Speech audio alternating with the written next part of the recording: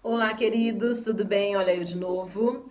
Vamos para mais uma aula. Na aula da semana passada, eu estava falando com vocês sobre ciência, o conceito de senso comum, o conceito de ciência. Trouxe para vocês as áreas, né, da ciência que foram mais valorizadas ou estudadas, ou tido como importante no decorrer da história. Daí falei para vocês sobre áreas de estudo da ciência, falei sobre racionalismo, empirismo, o construtivismo. E agora nós vamos falar um pouco sobre alguns pensadores, né, o que eles falaram sobre a ciência. Falaremos sobre 3 pensadores, e daí na próxima aula, quando nós estivermos juntos, então começarei a falar sobre o principal deles, sobre o pai da ciência moderna, que é René Descartes, ok? Bora lá aprender mais um pouquinho. Pois bem, quando a gente fala sobre os filósofos que falaram, que analisaram sobre a ciência, nós vamos ter Karl Popper, vamos ter Bachelard e vamos ter também Thomas Kuhn. Karl Popper, ele vai trazer algumas ideias referentes à relevância, à importância e à finalidade da ciência. Para ele, a ciência tem como objetivo, como finalidade, explicar todas as coisas. E essa explicação, ela deve acontecer através de uma dedução lógica.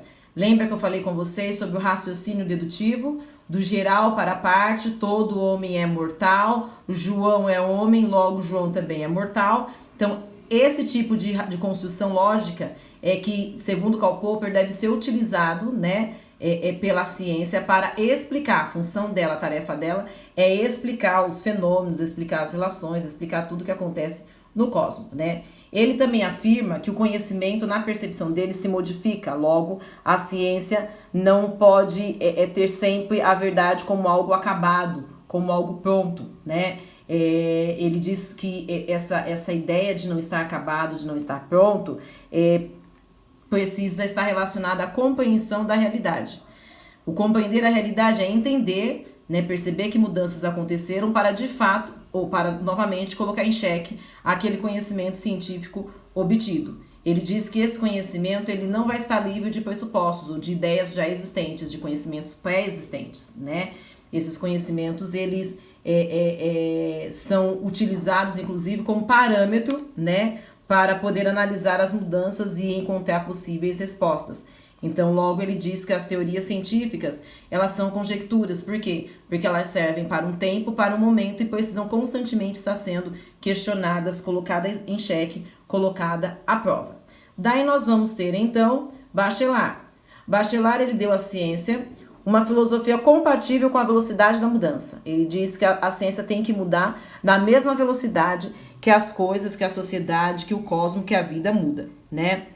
Ele defende a necessidade de se estudar, de se buscar compreender a origem do conhecimento. Epistemologia é o estudo da origem do conhecimento, né? Ele diz que é necessário estudar essa história da origem do conhecimento em relação ao objeto que está sendo pesquisado, né? Relativo ao objeto que está sendo pesquisado, para entender como que se chegou até ali, se de fato mudanças ocorreram no percurso e que precisam ser levadas em consideração para novamente questionar então aquele resultado, aquele conhecimento. Logo ele vai dizer, a ciência ela é uma sequência de rupturas. Por quê? Porque ela vai encontrar um conhecimento, vai encontrar uma resposta, vai ser colocada em xeque novamente, né? E aí é possível que outras respostas sejam encontradas, sem contar que nesse processo de experimentação, observação, erros podem aparecer. Então você vai ter que parar tudo, voltar desde o princípio, encontrar o erro, né, e refazer o seu estudo, a sua pesquisa, a sua construção lógica. Ele dá como exemplo o livro, né? Ninguém escreve um livro assim, né, de uma hora para outra, do começo, meio e fim.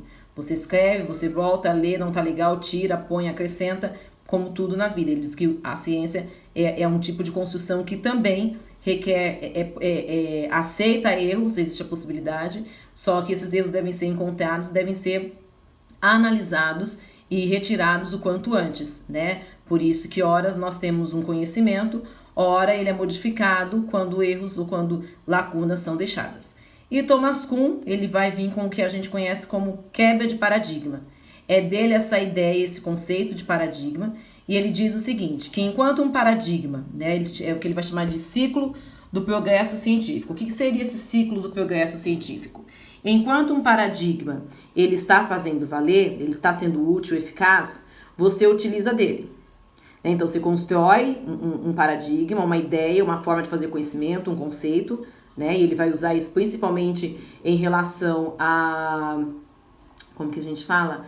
Em relação ao método científico. Ele escreve um livro, A Revolução das Estruturas do Método Científico, das Estruturas Sociais, onde ele traz essa ideia. Ele vai analisar todo o método científico de Descartes. E ele diz, enquanto o método está fazendo efeito, está sendo útil, está sendo eficaz, ok, a gente utiliza dele. Vai chegar um momento, vai chegar em alguma situação ou em alguma área do conhecimento, e ele fala isso fazendo referência à área das ciências humanas, que tem dificuldade de se adequar 100% ao método, o método científico de Descartes, né, o método dedutivo dele, e mesmo o empirismo indutivo. E aí ele diz o seguinte, então se faz necessário começar a criar um outro paradigma e colocá-lo, né, identificou a anomalia, e colocá-lo em teste. Você caminha com esses dois paradigmas. A partir do momento que um passa a ser preponderante, passa a ser mais eficaz que o outro, você então faz o que ele chama de revolução científica. Você derruba aquele conhecimento, você derruba aquele paradigma e você então passa a utilizar como parâmetro, como paradigma, um novo conceito, um novo conhecimento. Esse movimento que ele fala que deve acontecer na ciência. Você tem uma verdade, você encontrou um resultado, mas ele não pode ser tido como uma condição sine qua non por toda a vida, né? Ele precisa sempre estar sendo questionado, sempre está sendo colocado em... Diante disso, então, podemos perceber que todos os principais pensadores que falam, né, sobre a relevância, a importância da ciência, entende que ela existe a serviço do homem. Ela existe para ajudar o homem a viver melhor, e esse viver melhor perpassa por responder os seus questionamentos e encontrar soluções para os problemas que muitas vezes, ou que na maioria das vezes, ele mesmo causa na relação que ele estabelece com o outro e com o meio que ele está inserido. Bem, queridos, na próxima aula falaremos então sobre Descartes, sobre a biografia dele, quem é esse homem, o que ele escreveu, o que ele contribuiu de importante para nós. Agora, vá aí na plataforma, baixe a atividade do Google Forms, responda as questões solicitadas, não esqueça de reenviar, finalizar a atividade para que você possa ter sua notinha, tá bom? Beijo para vocês, saudades, fiquem com Deus, até a semana que vem. Abraço!